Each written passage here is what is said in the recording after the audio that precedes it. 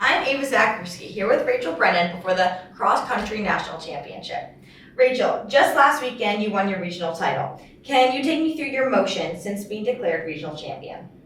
Yeah, so this week has been really nice to get to run the regional race and actually win it this year.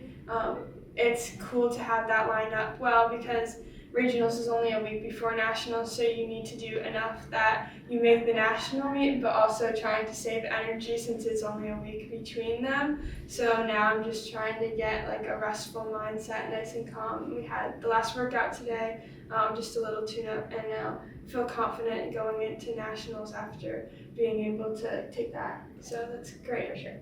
And with this being your third year going to nationals, how does your prior experience prepare you more for this year?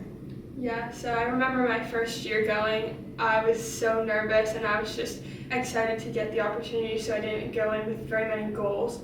And then last year, I had some more goals, but I wasn't fully confident in myself yet. So this year I feel like everything's lined up, that I have good solid goals that are hard, but I also feel like I've done all the work to actually make them happen. So I feel more confident going into it and finally ready and thinking that I'm just another one of those girls that's ready to be up the front. So yeah. I'm excited about it.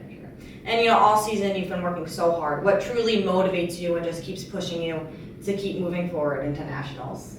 Yeah, so I think about it as God gives everybody a certain amount of talent and whatever, and so just using that to the best of my ability has been like what really gets me through it.